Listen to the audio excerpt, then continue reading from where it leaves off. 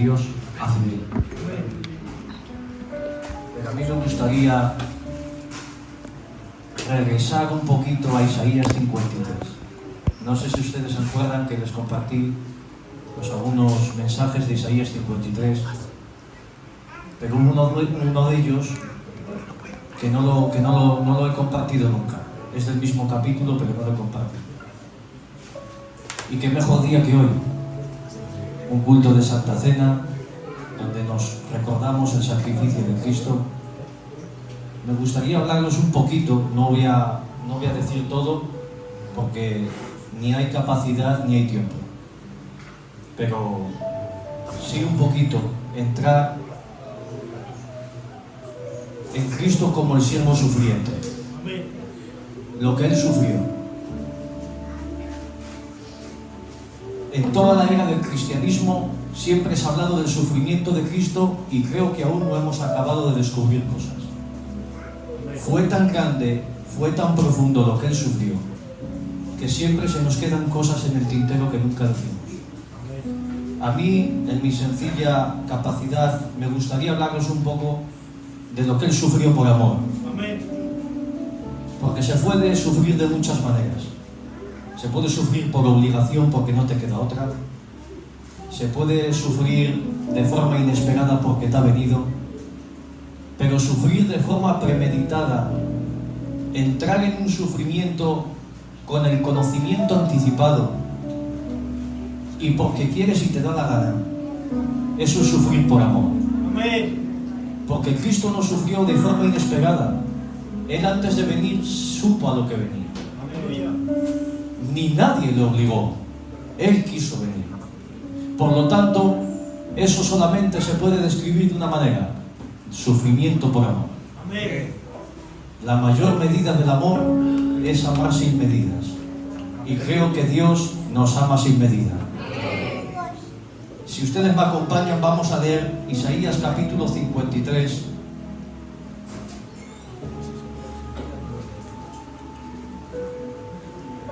Y leemos todos en el nombre del Padre, del Hijo y del Espíritu Santo. Amén. En el nombre del Padre, del Hijo y del Espíritu Santo. Amén. Isaías hace dos preguntas y dice: ¿quién ha creído a nuestro anuncio? ¿Y sobre quién se ha manifestado el brazo de Jehová? Subirá cual renuevo delante de él, y como raíz en tierra seca, no hay parecer en él ni hermosura, le veremos más inatractivo para que le deseemos. Despreciado y desechado entre los hombres, varón de dolores, experimentado en el quebranto, y como que escondimos de él el rostro, fue menospreciado y no le estimamos. Ciertamente llevó él nuestras enfermedades y sufrió nuestros dolores, y nosotros le tuvimos por azotado, por herido de Dios y abatido. Mas él fue herido por nuestras rebeliones, molido por nuestros pecados, y el castigo de nuestra paz fue sobre él, y por su llaga fuimos todos nosotros curados. Todos nos descarriamos como ovejas, cada cual se apartó por su camino, mas Jehová cargó en él el pecado de todos nosotros. Angustiado él y afligido, no abrió su boca, y como cordero fue llevado al matadero, y como oveja delante de los trasquiladores enmudeció y no abrió la boca. Por cárcel y por juicio fue quitado, y su generación ¿quién la contará? Porque fue cortado de la tierra de los vivientes, y por la rebelión de mi pueblo fue herido. Y se dispuso con los impíos su sepultura, mas con los ricos fue en su muerte, aunque nunca hizo maldad ni hubo engaño en su boca. Con todo eso, Jehová quiso sujetarlo, quebrantarlo, sujetándole a padecimiento, y cuando haya puesto su vida por expiación por el pecado, verá linaje, vivirá por largos días, y la voluntad de Jehová será prosperada en su mano. Amén. Que Dios bendiga su palabra. Amén. Y que corra y sea glorificada. La recibimos con un aplauso, por favor.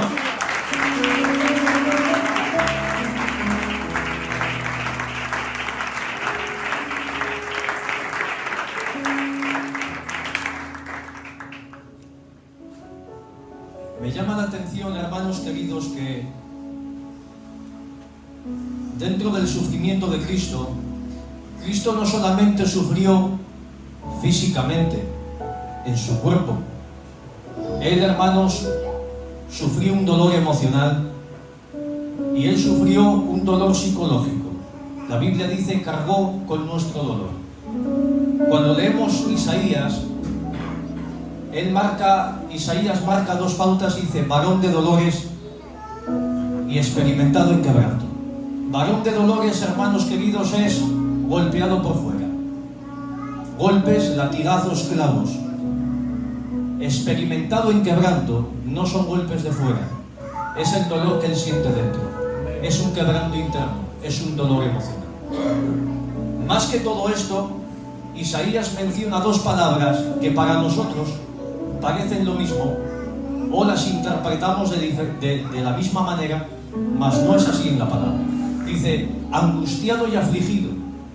Bueno, si alguien está angustiado, de forma obligada también tiene que estar afligido, porque nosotros entendemos la palabra aflicción como tristeza, como abatido, como que está ahí el pobrecito, como que no lo está pasando bien. Así interpretamos nosotros la palabra aflicción. Por lo tanto, si alguien está angustiado, de forma obligada tiene que estar también afligido. Pero Isaías menciona las dos. ¿Por qué? Porque la palabra aflicción, dentro del texto hebreo, la palabra hebrea se traduce como estar bajo opresión. La angustia es sentimental. La opresión no es sentimental, es psicológica. Cuando uno está en el trabajo y muchos le presionan, no te pones triste, pero te fatigas. ¿Por qué? Porque están demandando mucha atención, mucha carga de tu persona, y eso crea una fatiga mental. Por lo tanto, la opresión no habla de cómo te sientes en tu corazón, habla de cómo estás en tu mente. Estás bajo presión, muy ocupado, con muchas cosas bajo tu responsabilidad, y eso crea presión mental. Cuando Isaías dice angustiado y afligido, está diciendo, está roto en el sentimiento, pero tiene una carga muy grande en su mente, porque él sabe a lo que se enfrenta. Él no va descubriendo lo que va a pasar ni lo que va a sufrir. Él está en Getsemaní y ya sabe la medida de los clavos que le van a traspasar. Él está en Getsemaní y ya sabe el peso de la cruz que tiene que cargar. Y sobre todo lo que le creaba opresión, problema mental, es que él sabía que le esperaba el desamparo del Padre. Porque si algo le dolía a Cristo, más que los golpes, más que los clavos, más que los latigazos, ya lo dijo él, es separarse, sufrir el desamparo, que el Padre vuelva a la espalda. Eso es el mayor dolor que Cristo tenía en su corazón. Y de hecho, voy y te lo aplico. No tienes mayor problema que cuando te separas de Dios. No tienes mayor conflicto que cuando te alejas de Dios. Porque ese es un problema que no solamente trasciende a tu vida, trasciende a la eternidad. El que se separa de Dios muere, pero muere para siempre. Pero el que está junto a Dios, ese tiene vida. ¡Aleluya! Pero hay algo que me llama más la atención, y es que Isaías, como buen profeta judío, cuando está relatando, cuando Dios le está mostrando de forma profética lo que va a hacer Cristo, él lo define como expiación. No solamente lo define como redención, dice, él pondrá su vida por expiación. Está hablando de un concepto que ellos entendían del Antiguo Testamento. Porque en el Antiguo Testamento, hermanos queridos, se hacían sacrificios por redención y se hacían sacrificios por expiación. La diferencia es que redención es el pago que alguien hace de forma misericordiosa para sacar a un esclavo de la esclavitud.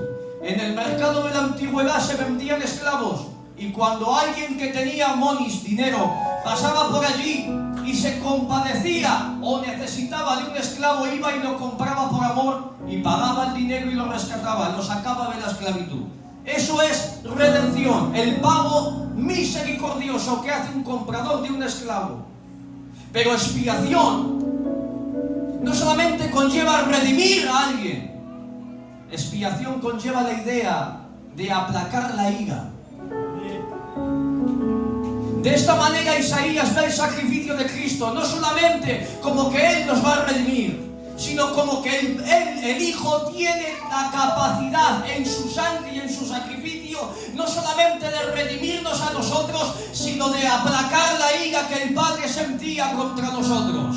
Porque cuando estábamos bajo pecado, el Dios Padre estaba irado con la humanidad, iba a condenarnos, hermanos queridos, merecíamos el infierno, merecíamos el castigo porque estábamos bajo pecado. Pero el Hijo tiene la capacidad no solamente de rescatarnos del mercado de la esclavitud, sino más bien hay otra capacidad mayor. Tiene la capacidad de hacer que el Dios Padre ya no sienta ira hacia tu persona, sino que cuando el Padre te mire con amor. Amén. Por eso nosotros creemos que los que tenemos la sangre de Cristo ya no estamos bajo la ira, ni vamos a sufrir la gran tribulación. ¿Por qué? Porque todo aquel que tiene la sangre de Cristo ya no puede estar Dios mirándole bajo la ira. No, porque ya Dios no te ve a ti directamente, sino que te ve a través de la pantalla de la sangre de su Hijo. Y cuando el Padre te ve a través de la sangre de su Hijo, no puedes sentir ira, porque hay una sangre que te ampara, hay una sangre que te justifica, hay una sangre que te santifica. Está escrito, Romanos capítulo 5, versículo 8, porque no estamos bajo la ira, porque su sangre nos ha redimido. Amén. Justificados pues por su sangre, somos salvos de la ira. Amén. Donde hay sangre, no hay ira. Y te lo voy a aplicar y ya entramos. No eres más justo por lo que hagas. Nunca te sientas justo por hacer más que los demás. Ni te sientas menos justo por hacer menos que los demás. Porque lo que te hace justo no son tus obras. Lo que te hace justo es la sangre que te ha redimido. Todo lo demás es desarrollar un legalismo. Todo lo demás es desarrollar autojustificaciones humanas. Yo no soy, hermanos, justo por lo que hago. Soy justo por lo que Él ha hecho por mí. Amén. Luego sí, a través de eso hay una serie de obras que desarrollo no para sentirme justo ni para ser justo, sino porque lo soy. Dicho de otra manera, las obras que yo hago no son para creerme más justo que usted, ni para sentirme más justo que usted. Las obras que yo hago es porque la sangre que le hace justo a usted también me ha hecho justo a mí. Pero Isaías ve esto, hermanos queridos, y dice, esto es una expiación. Es una expiación en toda regla. Alguien está siendo rescatado y alguien que está enfadado está siendo tranquilizado. Eso significa expiación. Pero hermanos queridos, empezando por el versículo 1, dice, ¿quién ha creído a nuestro anuncio? ¿Sobre quién se ha manifestado el brazo? Yo no entendía esta pregunta. ¿Sobre quién se ha manifestado el brazo de Jehová? No entendía, Luis, esta pregunta. ¿A qué se refiere cuando dice sobre quién se ha manifestado el brazo de Jehová? ¿Qué pregunta es esta? Pero indagando, hermanos, un poquito, me di cuenta que esto es una frase hebrea, un concepto hebreo. Acompañadme. En el día de la expiación, en Israel había 7 fiestas judías registradas en la ley de Moisés. Estaba la Pascua, estaban los panes sin levadura, había unas cuantas. Pero había una de ellas en la que todo era distinto y era la fiesta de la expiación. En todas las demás fiestas se elegía el cordero por elección. Vamos a elegir este. Y lo sacrificaban.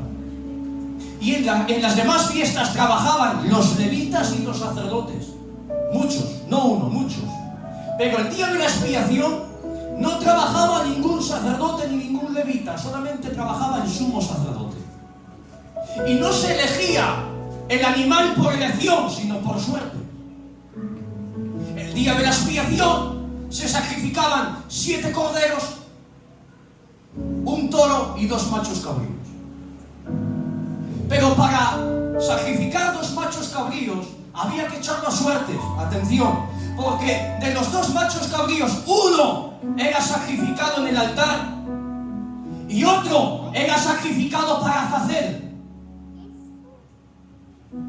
Azazel significa el que carga la maldición. Pero para saber sobre quién caía la suerte, el sacerdote metía sus manos en una copa y levantaba las manos. Y sobre quien pusiera la mano, por suerte, este era el que iba a ser sacrificado para Jehová. Quiere decirse que lo primero y lo último que veía el macho cabrío antes de morir era la manifestación del brazo del sumo sacerdote sobre él. De la misma manera que el macho cabrío antes de morir veía la manifestación del sumo sacerdote, del brazo del sumo sacerdote depositándose sobre él. De la misma manera esto lo aplica Isaías y dice: ¿sobre quién se va a manifestar el brazo de Jehová? Todos nosotros no podemos ser elegidos, porque ninguno de nosotros puede morir para salvar a otro, porque mi sangre tiene pecado, tiene ruina, tiene el pecado de Adán, pero hay uno sobre quien podía caer la suerte. ¿Y sobre quién cae el brazo de Jehová? Cae sobre la cabeza del Hijo, porque el Hijo fue elegido bajo la suerte de la voluntad de Dios para morir por usted y por mí. Pero atención, que Isaías no se queda ahí. Dice: y ahora que el brazo del sacerdote, comparándolo con el brazo del Padre, está sobre la cabeza del Hijo, ahora dice Isaías: y el Jehová, fue Jehová, no fue nadie, fue Jehová quien cargó el pecado de todos nosotros sobre el Hijo.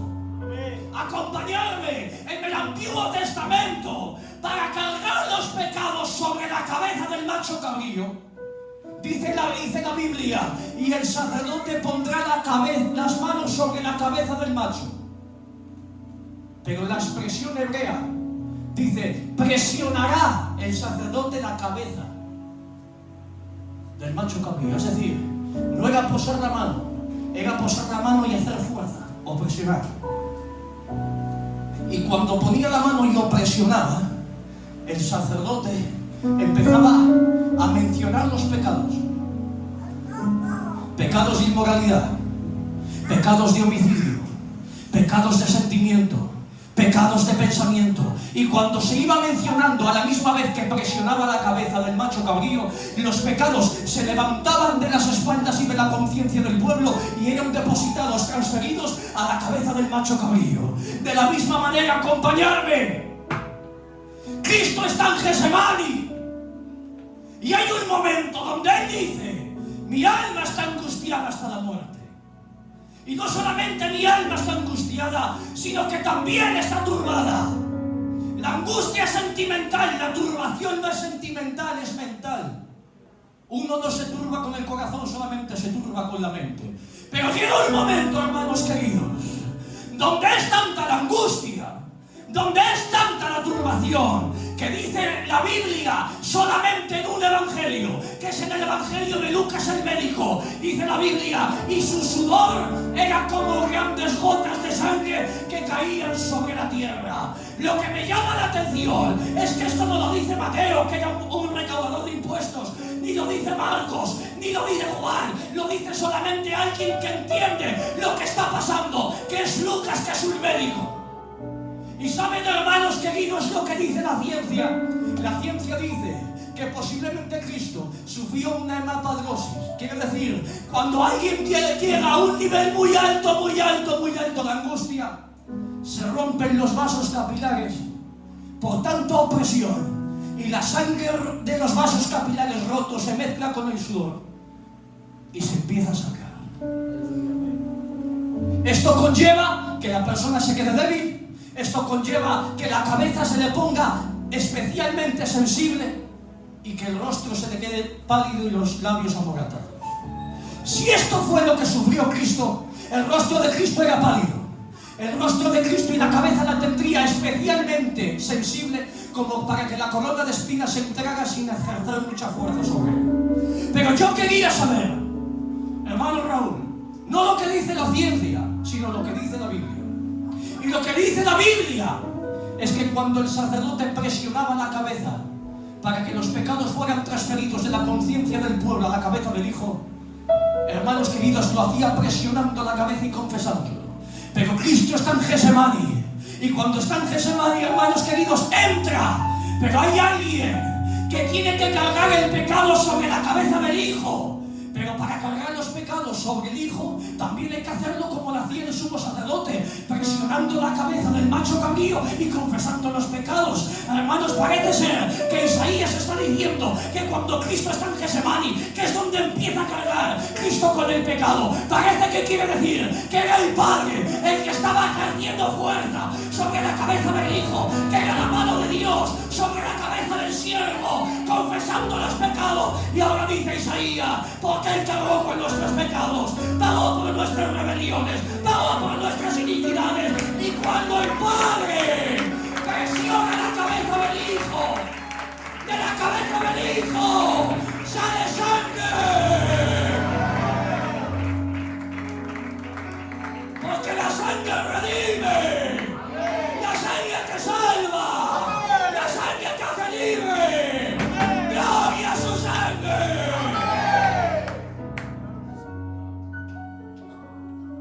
El Padre presionando la cabeza del Hijo para que los pecados que había en tu conciencia pasaran de tu conciencia a la cabeza de Cristo y Él los pagara. Cuando Cristo está bajo presión, ¿saben lo que me llama la atención? Su comportamiento. ¿Qué frase, hermanos? Jehová cargó el peso del pecado. El Padre está cargando el pecado en la cabeza del Hijo. Pero ¿saben lo que me llama la atención? El comportamiento de Cristo. Cuando Cristo está bajo opresión, Él tiene unas pautas de comportamiento. Y la primera pauta de comportamiento es que cuando Cristo está siendo presionado, turbado y angustiado, la Biblia dice, Él ora. La pregunta es, ¿qué hacemos cuando estamos bajo presión? ¿Qué haces cuando estás bajo peso? ¿Qué haces cuando estás bajo angustia? Te voy a decir algo. Cuando estés bajo presión, no hables. Porque no hablarás tú. Hablará tu carga, tu preocupación. Hablará tu ira. Hablará, hermanos queridos, tu enojo. Hablará, hermanos queridos, lo que sientas en el corazón, pero no hablarás tú. Hablarán tus sentimientos. Pero me llama la atención que cuando Cristo está bajo opresión, Él no habla, Él ora. Amén. Y dice la Biblia, y cuanto mayor era su agonía, atención, más grande era su oración. Amén. Quiere decir que la angustia, el cómo Él se sentía, no le precavía de cómo Él tenía que interceder. Amén. Porque Cristo no ora conforme se siente. Cristo ora conforme lo que Él es el Hijo de Dios. Te voy a decir algo, que tu vida cristiana no dependa de cómo te sientas, sino que tu vida cristiana dependa de lo que tú eres y de lo que eres. Porque adorar a Dios conforme lo que siento conlleva tener una fe de circunstancia. Si me levanto bien y tengo un buen día, no hay quien me aguante en el culto. Si me levanto y tengo un mal día, en el culto no me escucha nadie. Estás adorando a Dios conforme te sientes. Pero no hay que adorar a Dios conforme uno se sienta. Hay que adorar a Dios conforme lo que uno crea. ¡Amén! ¡Amén! Y las circunstancias cambian tu sentimiento, pero no cambia tu fe. Tu fe tiene que seguir siendo la misma. ¡Aleluya! Segunda pauta de comportamiento. La Biblia dice, Dios mío, Dios mío, cuanto mayor era su agonía, más intensamente era su oración. Pero hermanos, tuvo otra pauta de comportamiento. Cristo guardaba silencio. Cristo guardaba silencio. Y ahora Isaías lo ve y profetiza. 700 años antes se escribió Isaías 53 antes de que Cristo naciera.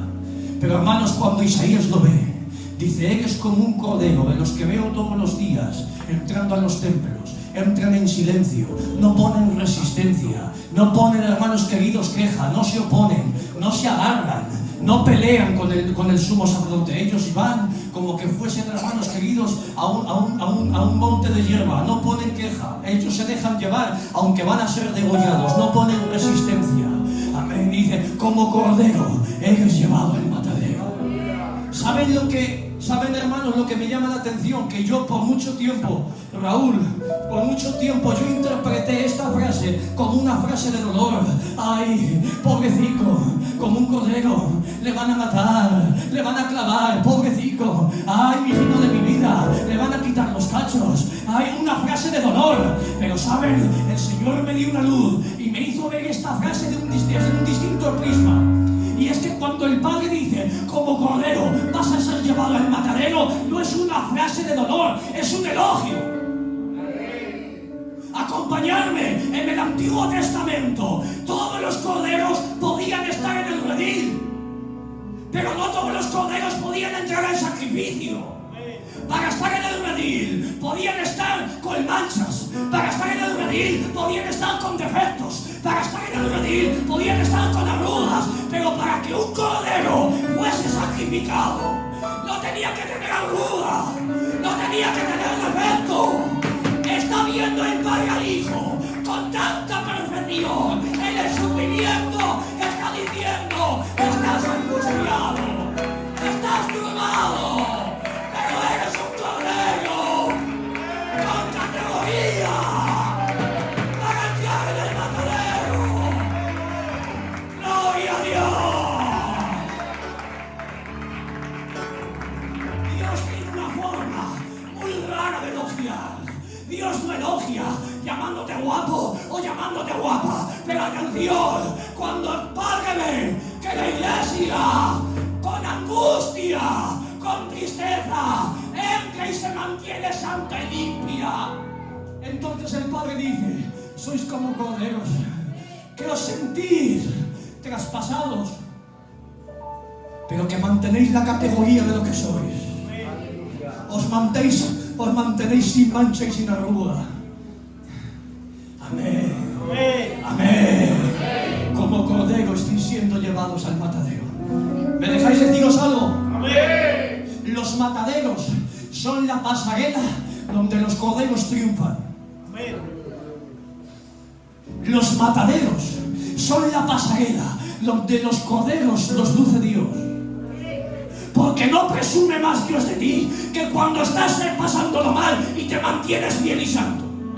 Dios no presume de ti ni porque cantes bien, ni porque prediques bien. Dios no presume de ti, aleluya, porque vengas más al culto o porque vengas menos al culto, que eso es importante. ¿Sabes cuándo Dios presume de ti? Libro de Job. ¿Has considerado a mi siervo Job? Que no hay nadie como él. Déjame atacarle. Le ataca. Pero en el capítulo 2 viene otra vez Dios y le dice, ya le has tocado, ya le has tirado el aracado, ya le has dejado sin economía, le has matado las ovejas, los carneros, pero te vuelvo a preguntar, ¿has considerado? ¿Has visto que es bien? ¿Has visto que es apto?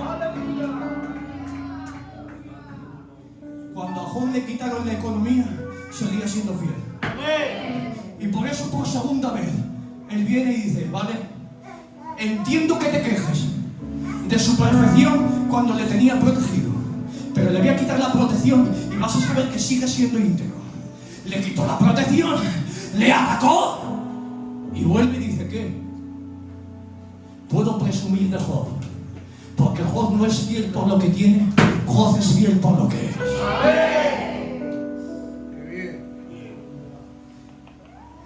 Y ahora dice, como oveja. Como oveja. ¿Saben que en Israel las ovejas eran trasquiladas?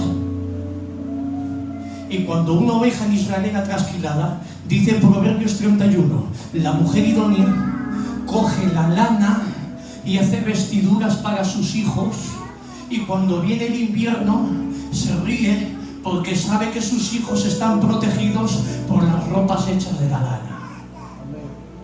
Dicho de otra manera, la lana, las ovejas eran trasquiladas y la lana que era trasquilada servía para abrigar a los niños antes de que llegase el invierno. Cuando dice Isaías, eres como una oveja trasquilada, está diciendo que el Hijo iba a ser trasquilado, pero no de lana. A Cristo le iban a trasquilar la carne, le iban a trasquilar los tendones, le iban a trasquilar, hermanos queridos, las espaldas, de tal manera que habla el Salmo 22 y dice: y sus espaldas eran como grandes surcos. Cuando un agricultor se mete en una tierra y la ara hace grandes huecos en la tierra, que son los surcos, así eran las espaldas de Cristo. Estaban desniveladas, aquí le faltaba un cacho y aquí le faltaba otro. Le quitaron carne, hermanos, por un puñado. Sangre perdió, hermanos, hasta la última gota. Pero ¿saben lo que dice Isaías? Como lana ha sido quitada tu carne, para que siendo él trasquilado, nosotros fuésemos vestidos. Amén. Donde Adán nos dejó desnudos, Cristo vino y nos vistió. Amén. Pero recordad que la mujer idónea se ríe cuando llega el invierno, porque sabe que una ropa de lana protege del frío. ¿Me lo dejáis decir claro? Amén. Hay cristianos que siempre se están quedando fríos porque no se visten de la verdadera lana del Cordero. Van con un evangelio de camiseta, van con un evangelio de pantalones cortos, van con un evangelio de sandalia y luego, claro, siempre se quedan fríos. Pero todo aquel que se viste del verdadero evangelio, el evangelio tiene la capacidad suficiente para guardarte de la frialdad que pueda venir. Por lo tanto, te digo algo: no te vistas de religión, vístete de Jesucristo. No te vistas de emoción, vístete de santidad. No te vistas de ilusiones, vístete de esperanza. Y que es Dios venga reprendiendo el pecado, pero que la iglesia siga viva.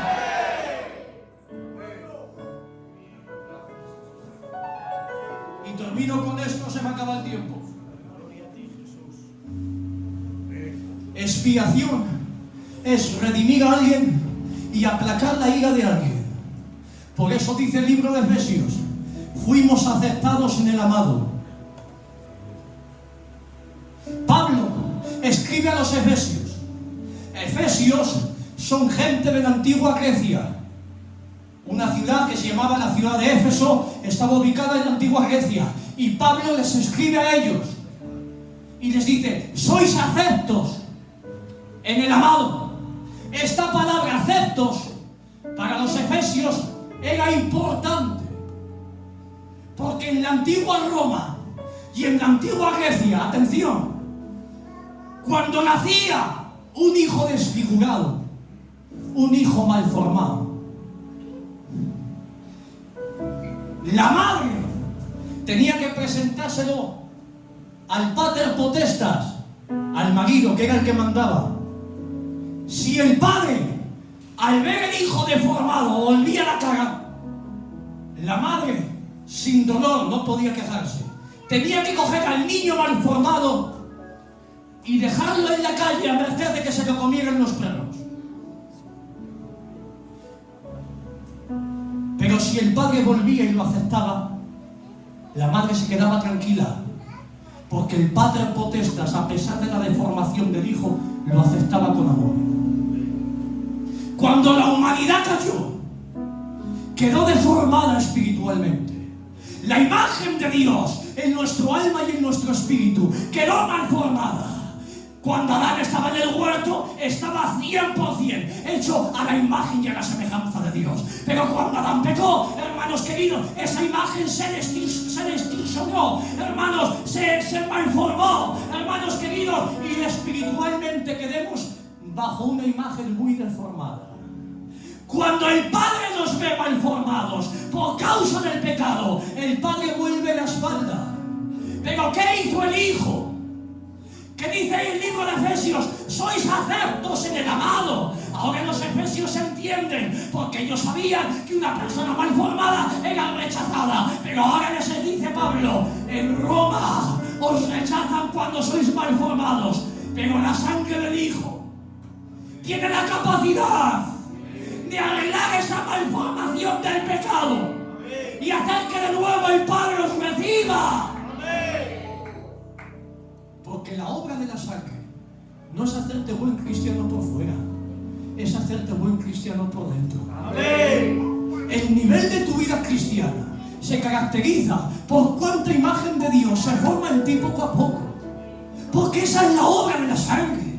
Esa es la obra del Espíritu Santo, que de nuevo te parezcas a Dios. Por eso termino con esto. Todos dicen y decimos: Adán pecó, Adán pecó, Adán pecó. Ya. Pero cómo pecó es lo importante. La Biblia dice: y Adán cometió transgresión. La palabra transgresión es parálisis, cruzar una línea prohibida a plena conciencia. No fue un pecado de tropiezo lo de Adán, fue una transgresión. Lo hizo porque le dio la gana, porque se dejó llevar por Eva. La gravedad del pecado es cómo lo hizo. No fue un pecado jamartía, pecado de error, fue un pecado parálisis a plena conciencia. Pero ahora leo Isaías 53, y yo siempre había leído Isaías 53 como un capítulo de la redención, pero resulta que también es un capítulo donde nos muestra la miseria y los tipos y grados de maldad. Por eso dice: y Él pagó por nuestros pecados. Uno, pecado por error, pero también cargó por nuestras rebeliones, pecado que haces a plena conciencia, pero también cargó con nuestras iniquidades, que son los pecados que cometes desde el corazón, que no se exteriorizan en un mal comportamiento, pero los cometes dentro de ti, esos son iniquidades. Y también pagó por nuestras transgresiones. Quiere decir que Cristo pagó con todo el pecado en todos los niveles. ¿Hasta cuándo tiene sangre? ¿Tiene sangre para tapar errores? Vale. No, tengo sangre para tapar rebeliones. Tengo sangre para tapar iniquidades. Tengo sangre para tapar rebeliones. Tengo sangre para pagar transgresiones. Se cumple Mateo capítulo 12, versículo 31. Y todo pecado será perdonado a los hijos de los hombres, menos la blasfemia contra el Espíritu Santo, porque no se arrepiente. Pero cuando el hombre se arrepiente, hay sangre que perdona, hay sangre que limpia, hay sangre que salva, hay sangre que libera. En el nombre de Jehová.